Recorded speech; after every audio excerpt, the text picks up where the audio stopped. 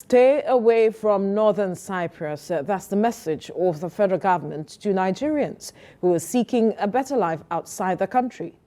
Chairman of the Nigerians in the Diaspora Commission, Abike Dabiri-Erewa, says this warning is due to the increasing cases of human rights abuses meted out to foreigners, especially Nigerians. She stated that Northern Cyprus is not officially recognized by the United Nations, and it is difficult to make them account for the human rights abuses committed in the country. Mrs. Dabiri-Erewa assured Nigerians in the diaspora that security agencies are making efforts to ensure their business interests in the country are not threatened. There's insecurity, no doubt, but we're all here. So I'm not saying, and this insecurity, by the grace of God, is a temporary thing. With everything being put in place by the government, I posted something yesterday that all this one that now is bombarding, nobody's talking about it. I was asking the question, how come this is not trending? So there's insecurity. We have issue of terrorism, we have issue of kidnapping, banditry, but the government is doing everything to resolve it. Everybody has their own issues one way or the other. So in 2019, 25 billion, 2020, 17, and last year, 20 billion. So it even went better during COVID that we thought was going to go down. So it's per year, and it comes out every year. World Bank, IOM, Central Bank, it's on the website. So that's per year. Talking security matters now. As part of measures to tackle trans-border insecurity in the Lake Chad Basin region, the governor of the far north of Cameroon, Mijiyawa Bakari, has paid a one-day working visit to Governor of Yobe, Mai Malabuni. The Cameroonian governor says the visit would enable him further assess how to address the security challenges in the Lake Chad region. TVC News correspondent Michael Oshoma has details. The chairman of the Lake Chad Basin Region Forum of Governors, Mijiyawa Bakari, pays a visit to Governor Mai Malabuni to rub minds on how to tackle the trans-border insecurity in the Lake Chad region. The governor of the far north of Cameroon says he had been on visiting tour to states that share borders with Cameroon to finding a lasting solution to the Boko Haram insurgency in the region. Let me also use this opportunity to magnify the quality of relations we've characterized the good neighborliness between Difa region in Niger and Yobe State in Nigeria, sharing a common border, signify the similitude of security challenges, economic growth, and sustainable development. There's no doubt this visit provides... The Yobe State Governor, Mai Malabuni, on his part, reels out successes recorded in effort by his administration to tackle the security challenges Lake Chad Basin states are all faced with. As you may be aware, Yobe State now enjoys increased peace and security that resulted in the closure of all internally displaced persons camps, as our displaced persons have since returned to their original communities or decided to permanently remain in host communities. The growing peace in the state has enabled our administration to rebuild basic infrastructure and restore public utility services that support our people to move about in search of legitimate means of livelihood.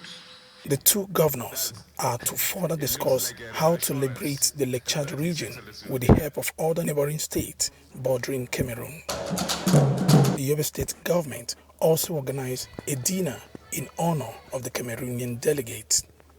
Michael Oshoma, TVC News, Damaturu, Yobe State. The draft white paper committee on the review of new parastatals, agencies and commissions created between 2012 and October 2021 wants the federal government to engage and dialogue with the National Assembly. This is with a view of reaching an understanding on streamlining the creation of new parastatals, agencies and commissions. Helena Samedi Akins reports. 1st of July 2022, the federal government set up White Paper Drafting Committee chaired by Bello Keke, a former head of civil service of the Federation, with membership including some retired and serving permanent secretaries and representation from the Bureau of Public Service Reforms.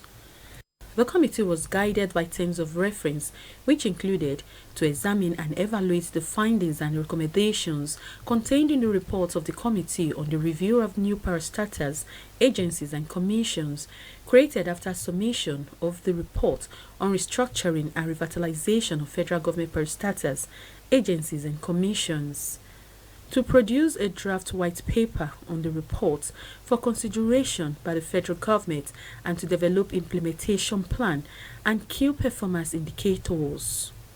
Weeks after, the committee is here to submit its report to the federal government through the secretary to the government of the Federation. Findings by the committee reveal that most of the agencies created especially under the Education and Health Ministries were through bills emanating from the National Assembly. As long as we commit over 70% of our total annual revenue to servicing parastatals, personnel calls, and overheads, leaving just a meager sum of less than 30% to capital development in terms of provision of infrastructure and all that it takes to move this country forward in terms of development, we cannot continue along that path. The committee observed that the legal framework enabling act of some of the PSCs did not clearly define structure, management, and oversight. In this regard, where the committee recommended change in status name, amendment of the Act and law is also recommended accordingly. The committee considers some of its recommendations as low-hanging fruit that can be implemented immediately. The SGF, on behalf of the federal government, assures the committee and Nigerians that the draft white paper will be given all the necessary attention for its speedy implementation. Helen Osamide-Ikins, TVC News, Abuja. In Rivers State, some stakeholders in the oil and gas sector have expressed reservations about the implementation of the Petroleum Industry Act 2021, 1 year after its signing into law. The pace and impact of the law came under scrutiny at the gathering of civil society groups in Port Harcourt. Senior correspondent Uche Okoro reports. After spending 20 years at the National Assembly, President Muhammadu Buhari eventually signed the Petroleum Industry Bill into law in August 2021. Now an act, the new legislative framework was heralded as the long-awaited key to rescuing the industry and country from poor management, corruption and environmental degradation. One of the main beneficiaries is the host community, whose rights were captured in Chapter 3 of the Act. The purpose of this event, organized by Connected Development, is to sensitize these communities on how best to demand accountability from government and the operators. Also, in taking stock of progress made so far in implementing the PIA, the group believes that a lot more should have been achieved. Steps are on ground, so we have these oil communities already meeting with the oil companies with the regards of setting up the host community board to manage the funds that will go into implementation. But as it is right now, I don't think there's a community that has this set up already. But right now, the process is still on for it, and I think it's rather moving in a slow pace. Negotiating power. The concerns raised were not new, even though the participants were talking about a new law. Top on the list is the corporate social responsibility of the oil companies. They cannot carry out this assessment without the input from the communities who are the direct beneficiaries of whichever project that they will want to put there. So at least we've made that point enough. Every project must be beneficial to the people.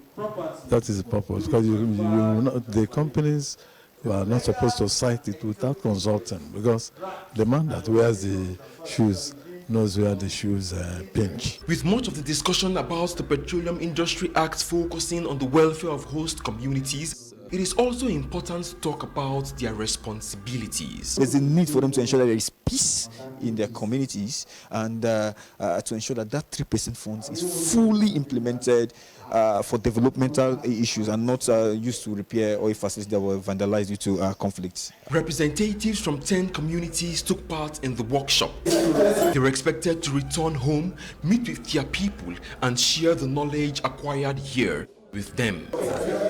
Uche Okoro, TVC News, Port Harcourt. And now to the lingering ASUU strike. Chairman of the University of Nigeria Nsukka branch, Christian Okpata, and his counterpart at the Enugu State University of Science and Technology, Professor Chinedu Aguba, say the union is not cowed by the no work, no pay threat by the federal government. The duo spoke after ASUU Congress at the University of Nigeria Enugu campus. They insisted that the industrial action embarked upon by members of the union since February would continue indefinitely if the federal government refuses to attend to the contentious issues which led to it. The ASUU chairpersons also said the federal government lacks the legal right to recognize the Congress of University Academics, which it is proposing as a substitute for ASUU. They say the union would wage a legal war with government should it consider the option of proscription. The university dons expressed surprise that the federal government is foot-dragging in adopting UTAS, which it asked ASUU to develop. One of contention with the government of Nigeria is that a government signed an agreement as far back as 2009. And that agreement had been reneged on consistently and persistently by the same government. And each time ASUU say, please let us renegotiate, government will pay deaf ear. There is no retreat, no surrender. We are saying that government should do the needful by making sure that they give us living wage. African average. We're not even talking about world standard. We're talking about African standard. There is no university in any part of Africa. There is no professor, there is no lecturer in any part of African university that receives the type of paltry sum that we receive as salary in Nigerian university system.